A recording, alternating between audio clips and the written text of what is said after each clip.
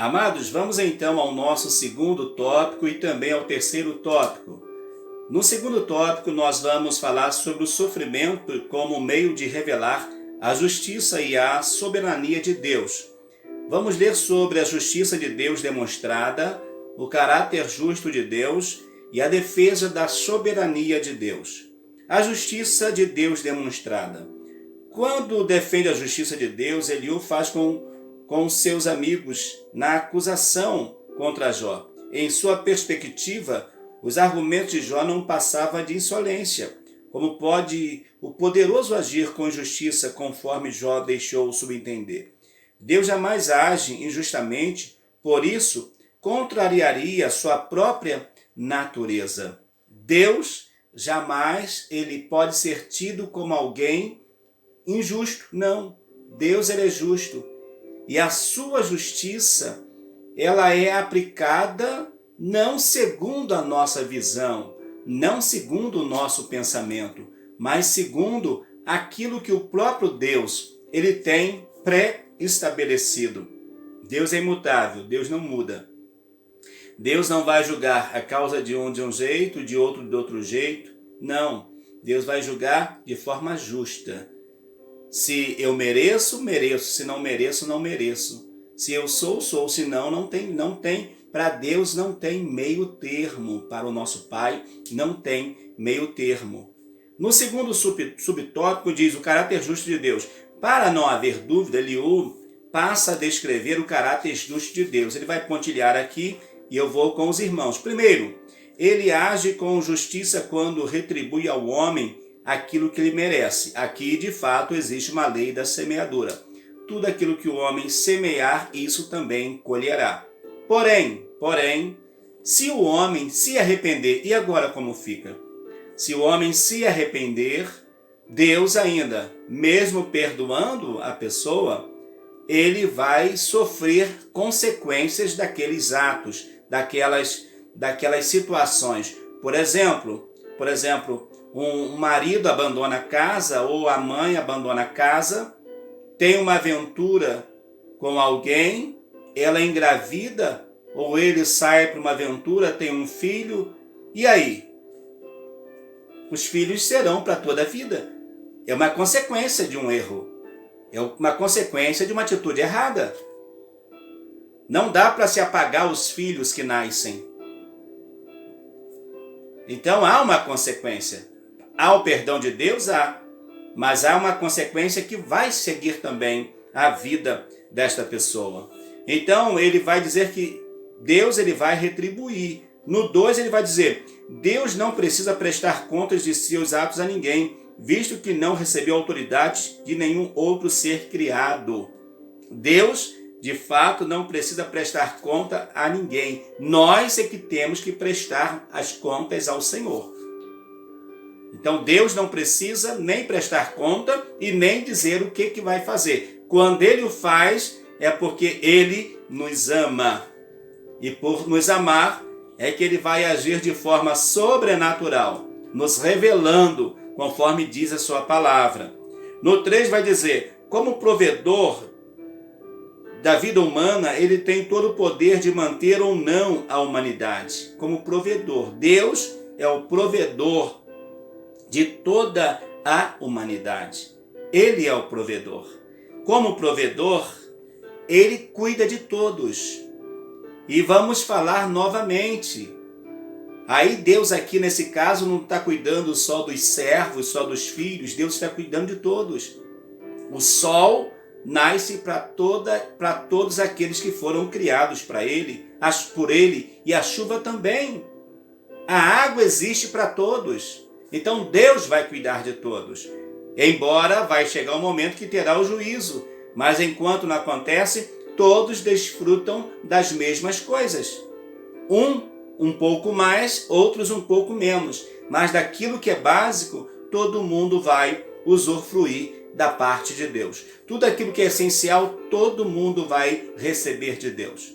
Pode não ter uma roupa boa como o outro tem, uma comida de excelência como o outro tem, mas todos terão o mesmo direito ao sol, à chuva, ao ar, ao vento, à água, à noite. Enfim, isso tudo não está determinado para um e não para outros, mas para todos os seres criados pelo Senhor. No quarto vai dizer: o Todo-Poderoso não faz acepção de pessoas, quer sejam reis, nobres ou pobres. Foi o que eu acabei de falar agora. Deus não faz acepção de pessoas. Deus não faz. Todos diante de Deus somos iguais. Sim, pessoas têm autoridade? Tem. Pessoas são colocadas por Deus como autoridade? Sim. Mas diante dele, todos nós somos iguais. Não há diferença. No quinto diz: Deus é onisciente e como tal conhece os passos e as intenções de todos os homens, sem precisar inquiri-los em juízo. Deus não precisa levar ninguém a juízo para descobrir o que a pessoa fez. Está entendendo, querido? Deus não precisa levar ninguém a juízo. Deus não precisa acusar alguém diante de um tribunal para que essa pessoa se defenda, para que o advogado de defesa defenda e para que o de acusação levante provas contras. Não, Deus não precisa, porque a nossa vida toda passa e toda está diante de Deus. E não é só de um, de toda a humanidade. Tudo que nós fazemos, Deus sabe. Quer coisas boas, quer coisas más. Deus conhece todas as coisas. Por isso, procure fazer coisas boas para Deus. Não para comprá-lo, mas é porque Deus nos conhece na nossa essência. Então vamos melhorar a cada dia na presença do Senhor. E então ele vai concluir dizendo, e no sexto, ele é justo para punir os maus. Deus, na sua justiça, ele pune os maus. Ou Deus entrega os maus às suas próprias intenções daquilo que eles planejam. Se lembra o que o salmista escreve? E alguém vai dizer que vai ser contrário àquela canção que a vitória tem sabor de mel, mas o salmista vai escrever o seguinte: os meus inimigos armaram covas. Os meus inimigos abriram covas contra mim, mas eles caíram nelas. Ou seja, alguém maquina o mal, arma um laço, mas ele mesmo vai cair nesse laço que ele armou contra alguém. Por quê? Porque Deus está olhando, Deus está vendo. E Deus vai punir aqueles que praticam o mal, aqueles que praticam a iniquidade. No 3 vai dizer: a defesa da soberania de Deus. Atente para a seguinte pergunta: será que Deus deve recompensá-lo segundo o que você quer ou não quer? Eliú encerra o capítulo mostrando a Jó que Deus, em sua soberania e livre vontade, não tem obrigação de agir segundo o querer do homem. Sendo soberano, ele não está sujeito a qualquer julgamento humano, não. Sendo soberano, ele pode fazer aquilo que ele quiser fazer. Por todo o livro de Jó, o autor destaca a soberania divina. Um exemplo disso está claro no uso da palavra todo-poderoso, que ocorre 31 vezes. Para Eliú, portanto, o soberano Deus jamais age com injustiça, como Jó dera a entender que Deus agia com injustiça. Mas Deus, em momento nenhum, ele vai agir com injustiça, principalmente contra Jó. O próprio Deus vai dar testemunho de Jó. Em segundo lugar, todavia é preciso destacar duas coisas sobre a fala de Jó. Primeiro, ele, assim como seus amigos, erra por partir do princípio de que Jó havia cometido pecado. Todos eles vão encerrar na mesma situação. Eliú vai dizer que, de repente, Deus não responde o homem porque o homem é orgulhoso. Que Deus, na sua soberania, ele vai punir. Ele esquece de colocar o amor de Deus em primeiro lugar. Em segundo lugar, Eliú exalta apenas a justiça de Deus e nada diz acerca da sua misericórdia. Para ele, o Altíssimo havia posto sua justiça soberana acima do seu amor, o que é um erro, um erro grave. Deus, sem dúvida alguma, é justo. Deus, sem dúvida alguma, é soberano e justo e pode fazer o que quiser, mas o seu amor, quando alguém confessa o seu erro e pecado, Quando alguém confessa as suas falhas, seus erros, seus pecados, seus delitos, então, ao invés de Deus aplicar a sua correção punitiva, Deus vai aplicar o seu amor.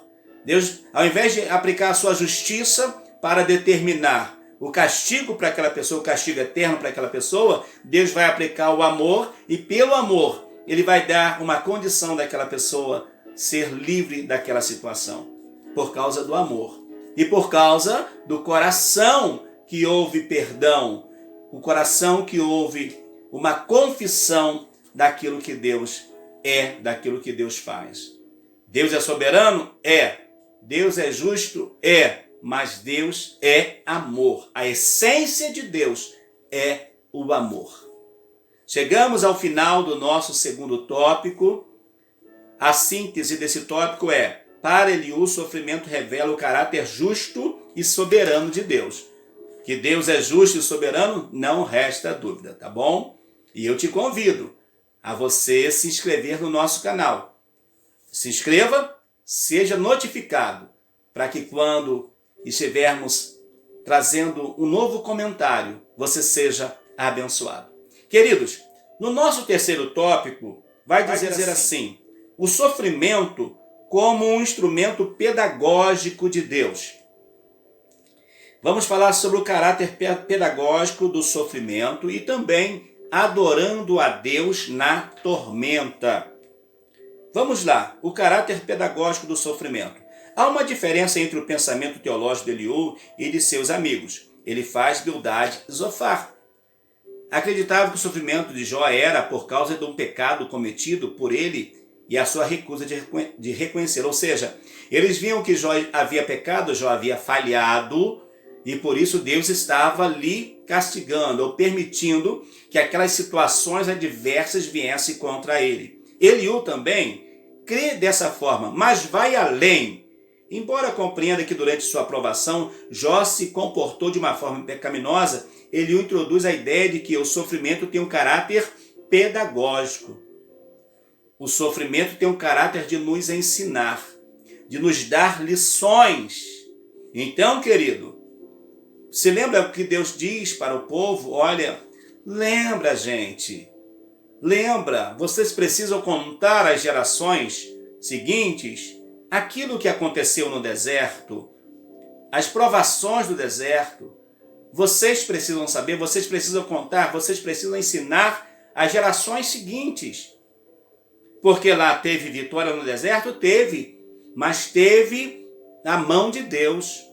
Quando se levantaram, quando a terra engoliu alguns, quando a serpente mordeu alguns, quando outros foram mortos com o líquido da serpente que fora derretida, enfim.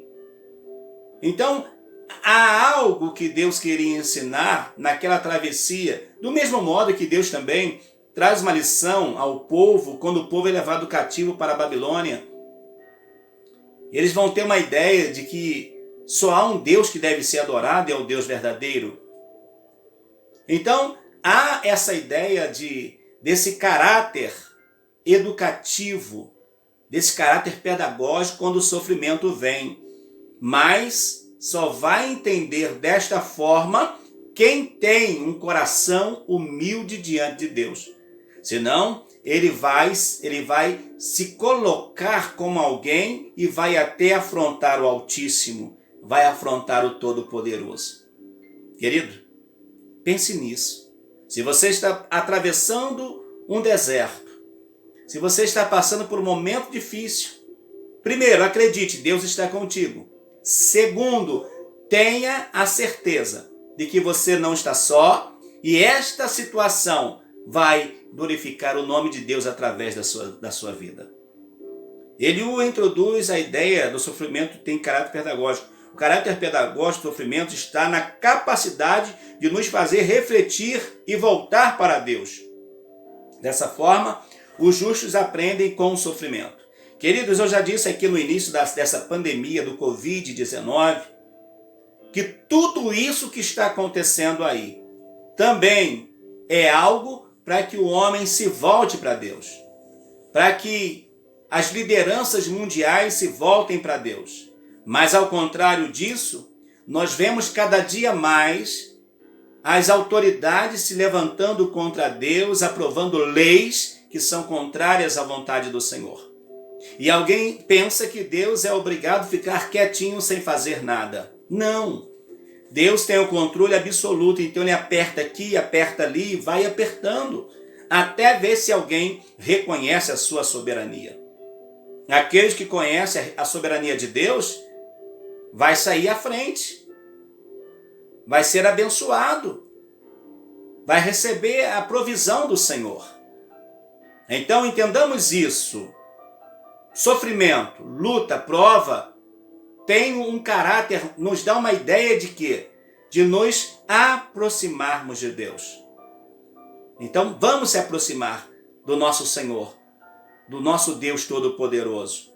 Adorando a Deus na tormenta. No capítulo 36, versículo 26, Eliú afirma que Deus é grande e nós não compreendemos. Para ilustrar o argumento da grandeza de Deus, ele faz uma explanação sobre a ação de Deus nas estações do ano, outono, inverno, primavera, verão.